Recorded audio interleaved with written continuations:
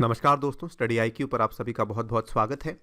So as you guys are aware कि हम लोग स्टडी आईक्यू के यूट्यूब चैनल पे एक क्रैश कोर्स रन कर रहे हैं जो कि पर्टिकुलरली डेडिकेटेड है यूपीएससी सीएससी के 2020 के मेंस एग्जामिनेशन के लिए, जो कि जनवरी के महीने में होने वाला है। सो यदि आप इस एग्ज़ाम की तैयारी कर रहे हैं, यदि आपका प्रीलिम्स क्लियर हो चुका है, तो ये क्रैश कोर्स आपके लिए काफ़ी ज़्यादा हेल्पफुल हो सकता है। In fact not only for UPSC, यदि आप लोग यूपी पीसीएस की तैयारी कर रहे हैं या फिर यदि आप लोग एमपी पीसीएस की तैयारी कर रहे हैं, तो वहाँ पर भी ये आपके लिए काफ़ी हेल्पफुल हो सकता है, बिकॉज उन दोनों का भी पैटर्न काफ़ी हद तक सिमिलर है विद यूपीएससी, राइट। इस वीडियो में हम डिस्कस करेंगे एग्रीकल्चर के साथ जुड़े हुए जो पिछले एक साल के करंट अफेयर्स हैं उनको आपके साथ। नाउ एग्रीकल्चर का जो वेटेज है ये आपको मालूम होना चाहिए कि पिछले 3-4 साल से यूपीएससी जीएस 3 में इकोनॉमी को और एग्रीकल्चर को काफ़ी सेपरेटली पूछने लगी है। यानी कि इकोनॉमी की वेटेज तो बढ़ ही रही है, लेकिन एग्रीकल्चर की वेटेज भी काफ़ी सिग्निफिकेंटली बढ़ चुकी है। सो एग्रीकल्चर को आपको सेपरेटली कवर करना काफ़ी इंपॉर्टेंट हो जाता है, और इसीलिए हम नहीं चाहते कि एग्रीकल्चर को लेके कोई भी चीज़ यहाँ पे मिस आउट हो, क्योंकि काफ़ी इजी टॉपिक रहता है, काफ़ी ज़्यादा स्कोरिंग टॉपिक रहता है, और यहाँ पे आपके काफ़ी अच्छे मार्क्स आने की संभावना रहती है, right.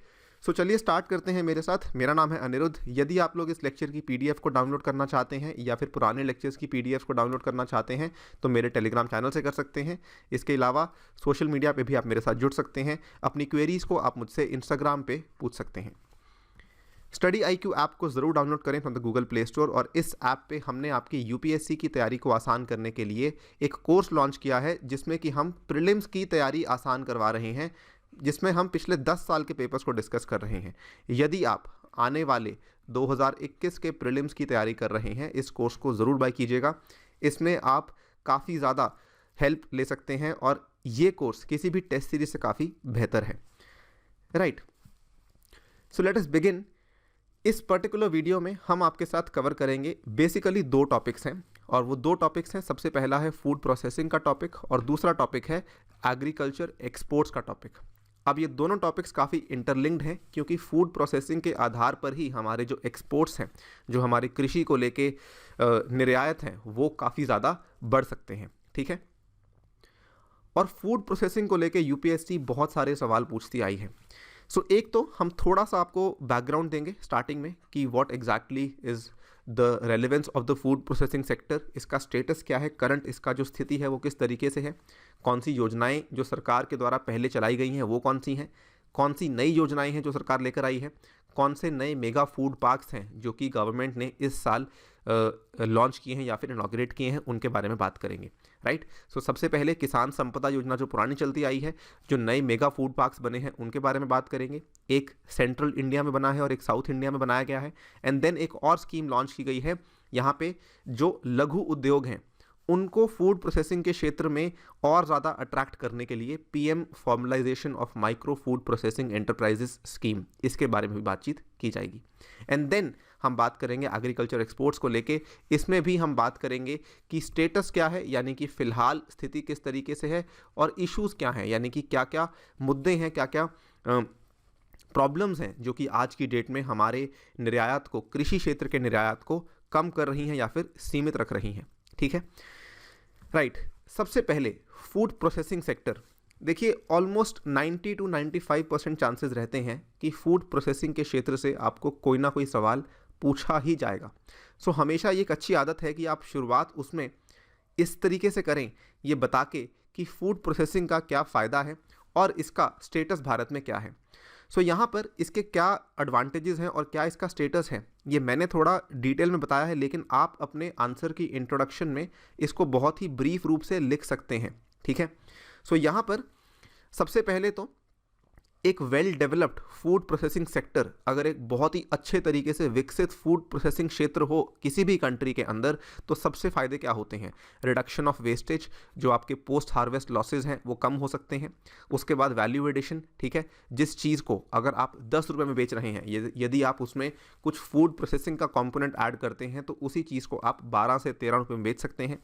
Promotes crop diversification. Crop diversification से क्या होता है कि आपका एनवायरनमेंट ज़्यादा सेफ रहता है, ठीक है, और आपका क्रॉप डाइवर्सिफिकेशन से आपकी वैरायटी भी बढ़ जाती है। Ensures better return to the farmers. Obviously अगर हम कह रहे हैं वैल्यू एडिशन होगा तो साथ में जो फार्मर की इनकम है उसमें भी बढ़ोतरी होगी। प्रमोट्स एम्प्लॉयमेंट, अगर फूड प्रोसेसिंग खड़ी हो जाएगी तो इसका मतलब कि वो एक इंडस्ट्री है जिसमें कि लोगों को रोजगार भी मिलेगा। And it will also increase the export earnings for the country, जिसके आगे जाके हमारे फायदे करंट अकाउंट डेफिसिट में, बैलेंस ऑफ पेमेंट वगैरह वगैरह में हो सकते हैं। So basically food processing sector एक ऐसा सेक्टर है जिसके फायदे सोसाइटी यानी कि फार्मर्स को, इकोनॉमी को हो सकते हैं। तो दोनों को बहुत ही ज़्यादा फायदे हो सकते हैं, बहुत ही इंपॉर्टेंट सेक्टर माना जाता है। अगर हम इसकी जो करंट स्टेट है उसके बारे में बात करें तो देखिए, जैसे मैंने आपको अगर ध्यान होगा इकोनॉमी में मैंने आपसे चर्चा की थी रिगार्डिंग एमएसएमईज कि एमएसएमईज किस तरीके से कंट्रीब्यूट करते हैं भारत की एक्सपोर्ट्स में, भारत की जीडीपी में और भारत की एम्प्लॉयमेंट में। ये तीन चीज़ें आपको यहाँ पर भी ध्यान रखनी है, जीडीपी, ठीक है, एम्प्लॉयमेंट और एक्सपोर्ट्स। इन तीन चीज़ों को हमेशा याद रखिएगा। जीडीपी में जो फूड प्रोसेसिंग सेक्टर का कंट्रीब्यूशन है, the sector constituted nearly 8.83% of gross value added in 2017-18 in the manufacturing sector, कि हमारा जो विनिर्माण का क्षेत्र है उसके अंदर 8.83% का ग्रॉस वैल्यू केवल और केवल फूड प्रोसेसिंग सेक्टर की वजह से ही आ रहा है। उसके बाद इस पर्टिकुलर क्षेत्र की वजह से भारत में कम से कम 70 लाख लोगों को रोजगार मिलता है। एंड यही नहीं, 2018-19 में इस पर्टिकुलर क्षेत्र की वजह से जो भारत के टोटल एक्सपोर्ट्स हैं उसमें इसका योगदान 10.69% के आसपास का है। ठीक है, कहने का मतलब कि अच्छा खासा पोटेंशियल ये सेक्टर रखता है, जिसके चलते यहाँ पे हम सभी एरियाज़ में जीडीपी हो, एम्प्लॉयमेंट हो या फिर एक्सपोर्ट्स हो, अच्छा परफॉर्म कर रहे हैं। लेकिन एक और पॉइंट सामने ये भी आता है कि इसका जितना पोटेंशियल भारत में है हमने उसको उस तरीके या उस स्तर तक इस्तेमाल नहीं किया है। So the annual value of harvest and the post harvest losses of major agricultural producers at national level was approximately 92,651 crore. सो 90,000 करोड़ से भी ज़्यादा हमारा लॉसेज हो रहे हैं हार्वेस्ट के टाइम पे या फिर पोस्ट हार्वेस्ट के टाइम पे पूरे देश भर में। ठीक है, तो अगर हम इस पर्टिकुलर लॉस को कम करना चाहते हैं तो उसके लिए एक सिंगल वर्ड आंसर है फूड प्रोसेसिंग सेक्टर।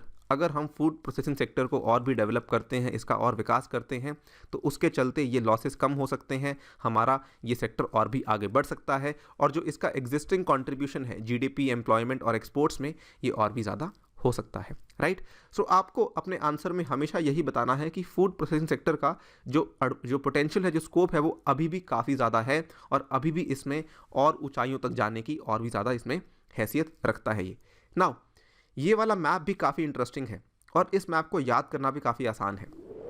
इसको आप कंप्लीटली ना देखें, इसको आप कैटेगराइज करें।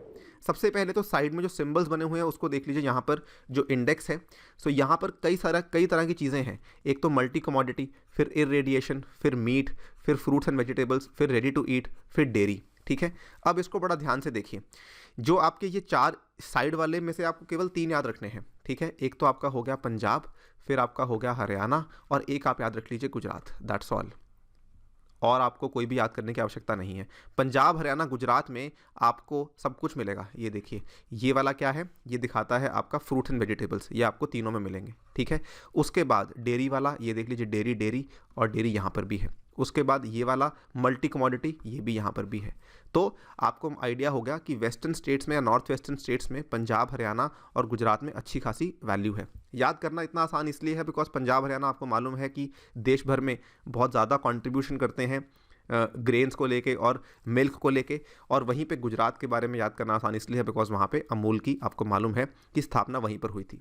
इसके बाद आप याद कर सकते हैं जो आपकी हिल स्टेट्स हैं। ठीक है, ये वाली स्टेट्स, जम्मू कश्मीर हुआ, हिमाचल हुआ, उत्तराखंड हुआ, उधर से मणिपुर हुआ, मिजोरम हुआ, आसाम हुआ। तो यहाँ पर आपको बड़ी सिंपल से याद करना है कि फ्रूट्स एंड वेजिटेबल्स बहुत जगह से आते हैं। जम्मू कश्मीर के एप्पल फेमस हैं, हिमाचल प्रदेश के भी एप्पल्स फेमस हैं। उसके बाद उत्तराखंड में भी आपको कई सारे फ्रूट्स मिलते हैं। देन यहाँ पे आप मिजोरम, मणिपुर, आसाम तक आते हैं तो वहाँ पर भी ये सब चीज़ें काफ़ी फेमस हैं। ठीक है, उसके बाद कोस्टल स्टेट्स में यहाँ पे आ जाइए कि ये वाले आपकी कोस्टल स्टेट्स हो गई। ठीक है, तो ये आप बेसिकली अगेन आप इसको समझ सकते हैं और आप कुछ ना कुछ इसका एंगल निकाल लेंगे। मेरा कहने का मतलब ये है कि आप इन चीज़ों को याद ना करें और कोई ना कोई इसमें कोई एंगल निकाल लें या कोई ना कोई चीज़, कोई ऐसी चीज़ निकाल लें जिसके थ्रू आपको ये चीज़ें याद हो जाएं। ठीक है, पूरा मैप याद करने की कोशिश बिल्कुल भी ना करें, वो याद नहीं होगा आपको।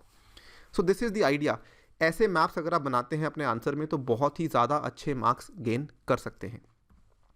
अगर हम बात करें कि एग्जिस्टिंग क्या स्कीम चल रही है regarding the food processing sector, so देखिए पहले कई सारी स्कीम्स चल रही थी, ठीक है, और ये बात है लगभग 2011 की। आई रिमेंबर 2011 में जब उस टाइम पे सरकार ने जब 5 ईयर प्लान्स का चलन होता था भारत में, तो 5 ईयर प्लान के चलते फूड प्रोसेसिंग के सेक्टर को लेके कई सारी इंडिविजुअल स्कीम्स लॉन्च की गई थी। लेकिन ये 2017 की बात है कि इसका नाम बदल के रख दिया गया संपदा स्कीम, ठीक है, scheme for agro marine processing and development of agro processing clusters.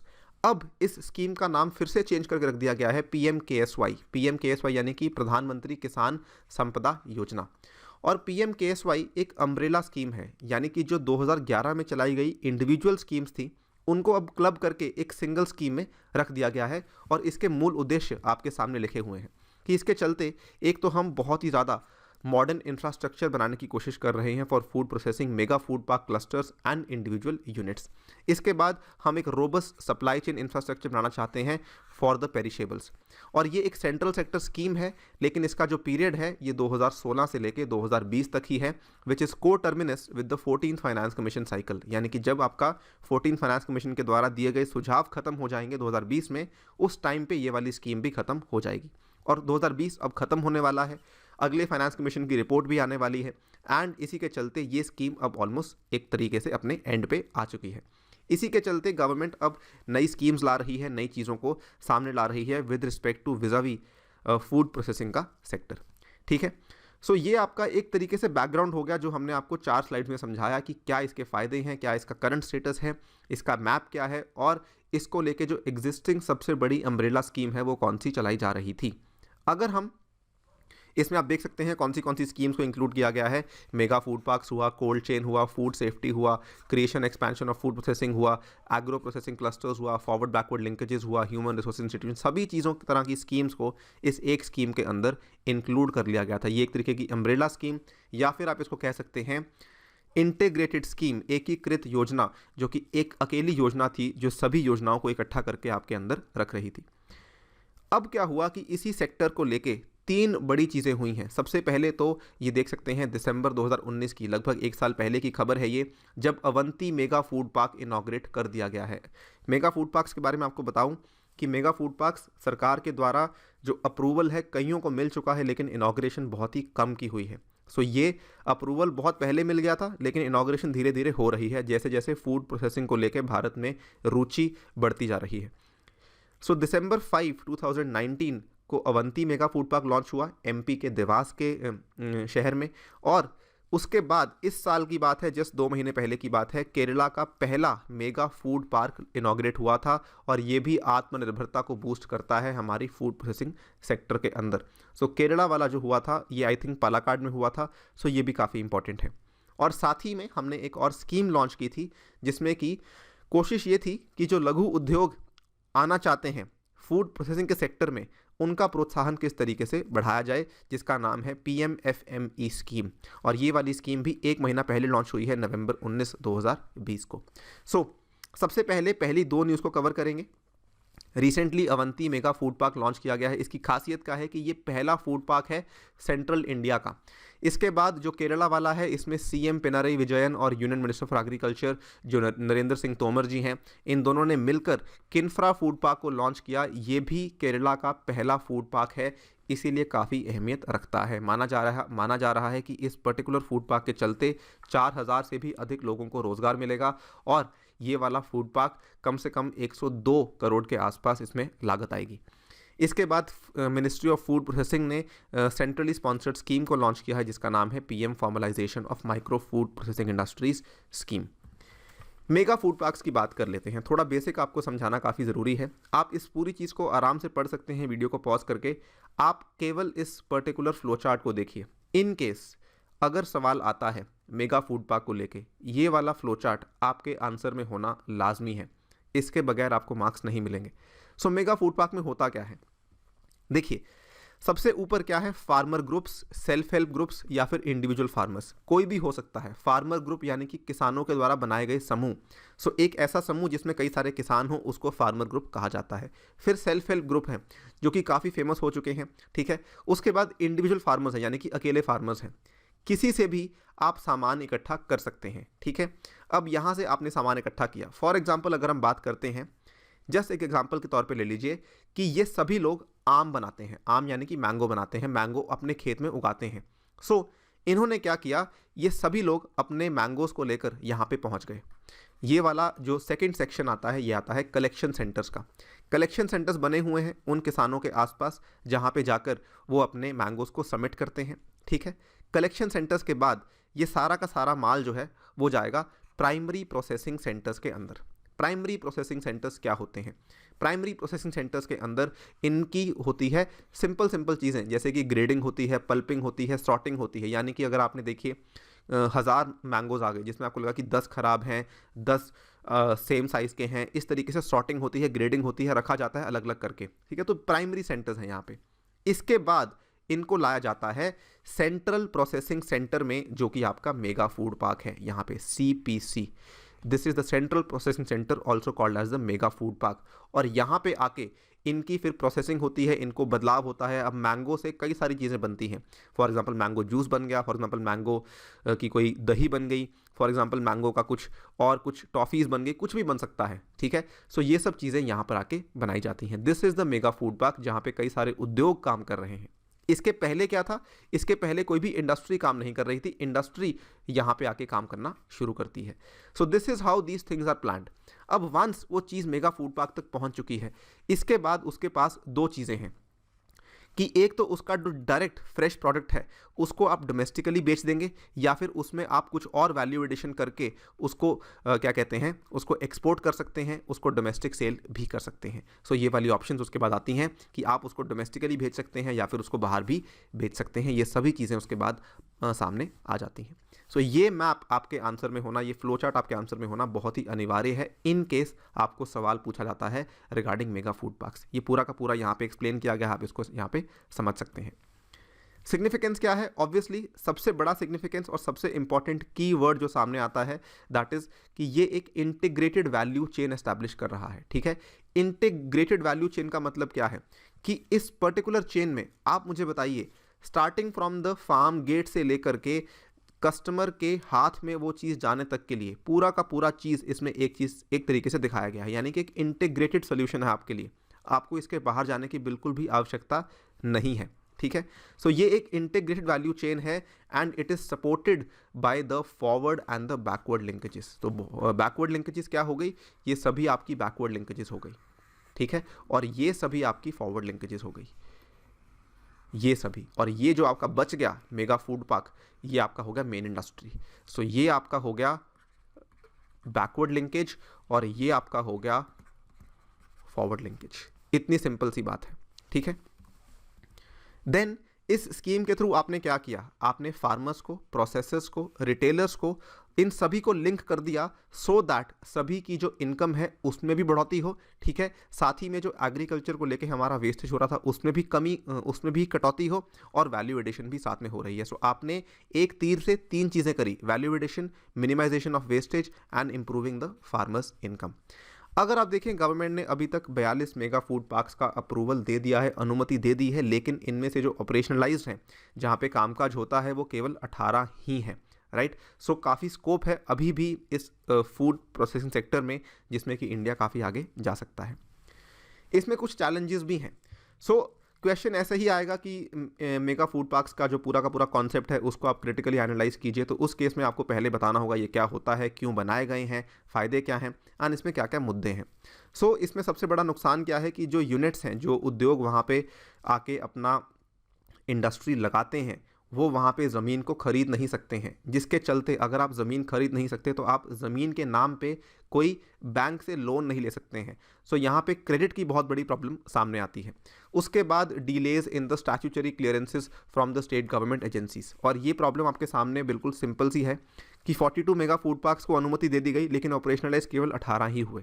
Thirdly, इसमें अप्रोच क्या करी हुई है, one size fit all approach करी हुई है कि कैसी भी स्टेट हो, कैसा मर्जी उसका आउटलुक हो, जैसा मर्जी उसका वहाँ पे फार्मर्स का काम चलता हो, लेकिन one size fit all approach है कि काम इस तरीके से ही होगा। तो ये थोड़ा सा गलत है कि इसमें थोड़ा सा कस्टमाइज्ड, थोड़ा सा टेलर्ड सॉल्यूशंस लाने की आवश्यकता है, सो दैट उस स्टेट की रिक्वायरमेंट्स के अनुसार वहाँ पे चीज़ों को किया जा सके। इसके बाद अवेयरनेस स्कीम को लेके काफ़ी कम है, इसी के चलते फूड प्रोसेसिंग को लेके अभी इंडिया में उतना जो है इंटरेस्ट भी सामने नहीं आया है। जो SPVs हैं, स्पेशल पर्पस व्हीकल्स हैं जो बनाई गई हैं, वो कंप्लेन करती हैं कि स्किल लेवल वर्कर्स का नहीं है, पुअर है स्किल्ड वर्कफोर्स, और जो स्किल्ड वर्कफोर्स है वो आसानी से और सस्ते दामों में नहीं मिलती है। सो ये कुछ प्रॉब्लम्स हैं जो कि MFPs फेस कर रहे हैं आज की डेट में। आई होप आपको थोड़ी बहुत अंडरस्टैंडिंग हुई होगी कि किस तरीके से आपको अप्रोच करना है फूड प्रोसेसिंग के क्वेश्चन को और मेगा फूड पार्क के क्वेश्चन को। नेक्स्ट जो लेटेस्ट स्कीम लॉन्च की गई है, और ये इसी साल लॉन्च की गई है 20 मई 2020 को, तो इसका सिंपल सी बात है, PM formalisation of micro food processing enterprises scheme. ये एक सेंट्रली स्पॉन्सर्ड स्कीम है, ठीक है, CSS। और इसमें पैसा कितना दिया गया है आप यहाँ से देख सकते हैं। इसका आपको मेन चीज़ समझनी है कि जो लघु उद्योग हैं उनको यहाँ पे ये फ़ायदा पहुंचाने के लिए स्कीम को लॉन्च किया गया है। इसके थ्रू कई सारा रोज़गार भी जनरेट होगा, और यहाँ पर 35% of project cost with ceiling of 10 lakh, यानी कि इतना पैसा आपको क्रेडिट लिंक सब्सिडी के थ्रू मिल जाएगा। इसके बाद FPOs को भी ग्रांट दिया जाएगा और वगैरह वगैरह चीज़ें। सो बेसिकली सिंपल सी बात है, MSMEs को अब not mega food parks, food processing के क्षेत्र में अट्रैक्ट करने के लिए एक स्कीम लाई गई है, ठीक है। इसके फीचर्स क्या है? 1 district 1 product approach to reap the benefits of scale, कि एक डिस्ट्रिक्ट का जो एक सबसे इंपॉर्टेंट प्रोडक्ट है उसके आधार पर हम वहाँ पे इंडस्ट्रीज सेटअप करवाना चाहते हैं।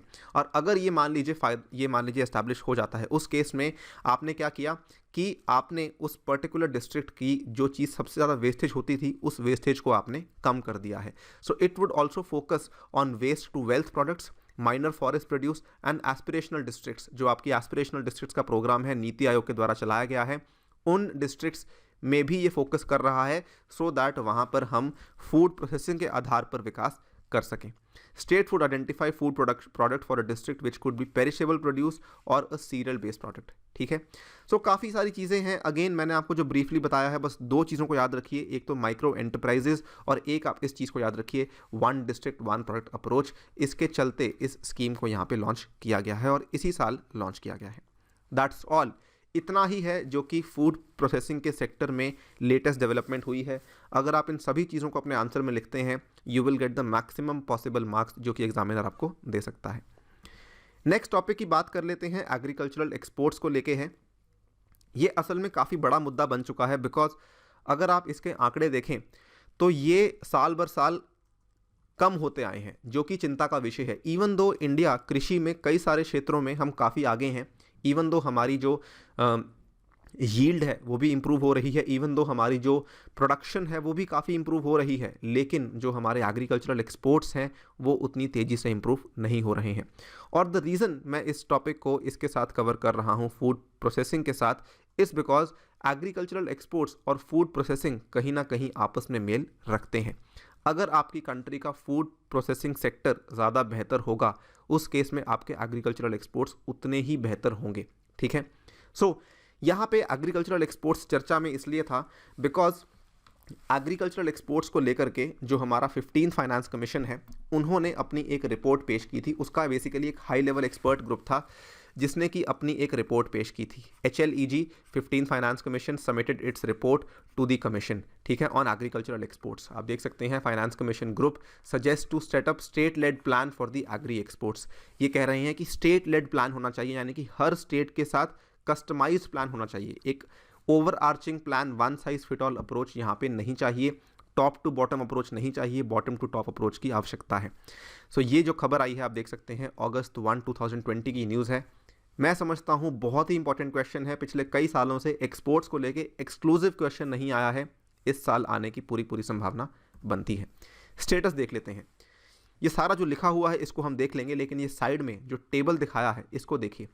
इंडिया के जो एग्रीकल्चर और मेरीन एक्सपोर्ट्स हैं उनकी टोटल फिगर्स पिछले कुछ सालों में किस प्रकार रही हैं। और ये काफ़ी हैरानी वाली बात है कि 2013-14 में जो हमारी टोटल एक्सपोर्ट्स थी वो 43.2 बिलियन डॉलर्स हैं। और अगर आप बीच में जो भी हुआ उसको देख सकते हैं, लेकिन 2019-20 में अगर आप देखें तो हमारी जो टोटल एक्सपोर्ट्स हैं वो मात्र 14.6 हैं। यानी कि we have come down to only 30% of exports. जितना भारत 2013 में कर रहा था उससे मात्र 30% कर रहा है 2019 में। बीच में कुछ साल ऐसे आए जहां पे हमने इवन दो कटौती हुई लेकिन उसको थोड़ा बढ़ाने की कोशिश की, लेकिन हम 2013 के लेवल्स को मैच नहीं कर पाए हैं। सो 13 में जो हमारे एक्सपोर्ट्स थे आज हम उसके बिल्कुल भी करीब नहीं हैं। और ये हैरानी वाली बात इसलिए हो जाती है क्योंकि अगर देखें आप तो इंडिया दुनिया में सेकेंड लार्जेस्ट एग्रीकल्चर प्रोड्यूसर है इन द वर्ल्ड, और दुनिया में सबसे ज़्यादा अरेबल लैंड, सबसे ज़्यादा उपजाऊ धरती जो है, सबसे ज़्यादा उपजाऊ भूमि जो है वो भारत में है 156 मिलियन हेक्टेयर्स की। 2019 के अंदर इंडिया ने एक्सपोर्ट किया $38.7 billion of agricultural goods which is only 7% of Indian agricultural production. अगर आप ये देखें 18-19 की जो फिगर्स हैं इसमें हमने 39.2 के आसपास एक्सपोर्ट किया था, जो कि मात्र 7% है हमारे एग्रीकल्चर प्रोडक्शन का, जो कि काफ़ी कम है। अब समझ ये नहीं आता कि हम सेकंड लार्जेस्ट प्रोड्यूसर हैं, उपजाऊ धरती हमारे पास बहुत है, लेकिन जब एग्रीकल्चरल एक्सपोर्ट्स की बात आती है तो इंडिया की रैंकिंग दुनिया भर में 13th है, despite being largest producer of milk, banana and mangoes. ठीक है, कई सारे एरियाज में इंडिया लार्जेस्ट प्रोड्यूसर भी है। सो ऐसा क्या वजह है कि हम उसको एक्सपोर्ट नहीं कर पाते? From 2013 to 2020 growth has slowed down relative to the impressive growth which was seen in 2009 to 2013. सो हम लोग काफ़ी पीछे आ चुके हैं, काफ़ी पीछे रह चुके हैं as compare to other countries. इसके रीजंस क्या क्या हैं? रीजंस, प्रोडक्टिविटी कम होती जा रही है। जितने स्मॉल एंड मार्जिनल फार्मर्स हैं, क्योंकि उनकी लैंड होल्डिंग कम है तो वहाँ पे आपको जो प्रोडक्टिविटी है, जो यील्ड है, वो काफ़ी कम देखने को मिलती है। इसके बाद मैकेनाइजेशन काफ़ी कम है। देखिए, फार्म मैकेनाइजेशन का प्रॉब्लम वही है कि फार्मर्स के पास पैसा नहीं है, क्रेडिट अवेलेबिलिटी नहीं है, उसके बाद अवेयरनेस नहीं है। सो बातें सभी आती हैं, social reasons, economic reasons, not only this, even administrative reasons. सरकार क्या कर रही है उनको लोन्स देने के लिए। सो हर तरह के रीजंस आप देख सकते हैं, सोशल, इकोनॉमिक, एडमिनिस्ट्रेटिव को याद करने के लिए पॉलिटिकल बना लीजिए कि पॉलिटिकल रीजंस। सो कुछ गवर्नमेंट्स आती हैं, फार्म लोन वेवर्स दे देती हैं, लेकिन problem is not that. Problem is कि वो उनकी जागरूकता को बढ़ाने के लिए कुछ नहीं कर रही हैं। वो अपने वोट बैंक्स को बढ़ाने के लिए उनको फार्म लोन वेवर्स दे रही हैं, but what about in the long term? अगर कृषि क्षेत्र में हमें सतत विकास देखना है तो उस केस में हमें कुछ ऐसा करना होगा कि फार्मर्स जागरूक हो जाएं, पढ़ लिख जाएं, सो दैट वो अपने फार्म्स में और भी बेहतर तरीके से खेतीबाड़ी कर सकें। लॉजिस्टिक कॉस्ट बहुत ज़्यादा हैं, जो लागत आती है, जो कीमत आती है लॉजिस्टिक्स की, ठीक है, सामान को एक जगह से दूसरी जगह लेने जाने की, उसमें जो खर्चा आता है बहुत ज़्यादा आता है। वैल्यू एडिशन बहुत कम है, और ये मैंने आपको अभी बताया कि क्योंकि हमारा फूड प्रोसेसिंग सेक्टर अभी उस स्तर पर नहीं पहुंचा है जिस स्तर पर बाकी कंट्रीज़ में है। न्यूजीलैंड से अगर देखें आप, स्पेन में अगर आप देखें, ऑस्ट्रेलिया में अगर आप देखें, ये ऐसी कंट्रीज़ हैं जो वैसे बहुत छोटी हैं लेकिन इनका फूड प्रोसेसिंग का क्षेत्र बहुत ही बेहतर तरीके से डेवलप। डेनमार्क है, बहुत अच्छा एग्जाम्पल है। लेकिन इंडिया के केस में हम इतने बड़े प्रोड्यूसर्स होने के बावजूद भी क्योंकि इंडस्ट्री को उतनी सपोर्ट नहीं मिलती है तो वैल्यू एडिशन बहुत कम होती है, और decreasing incentives to the agricultural exports. So again ये आपका ये पॉलिटिकल रीज़न आ गया, पॉलिटिकल एडमिनिस्ट्रेटिव रीज़न, कुछ भी कह सकते हैं आप, कि इंडिया ने एक्सपोर्ट प्रमोशन स्कीम्स में भारी मात्रा में निवेश किया है, लेकिन जो इंडिया के एक्सपोर्ट इंसेंटिव्स हैं वो धीरे धीरे कम होते गए हैं। सो ये कुछ कारण हैं जिसकी वजह से हमारे जो एक्सपोर्ट्स हैं वो हमारे अपने कारणों की वजह से ही कम हुए हैं। इसमें आप क्या है कि इसको दो भागों में तोड़ सकते हैं। जो ये सारी की सारी आप डिस्कशन हमने अभी आपके साथ की है, ये आपके हो गए डोमेस्टिक रीजंस, ठीक है।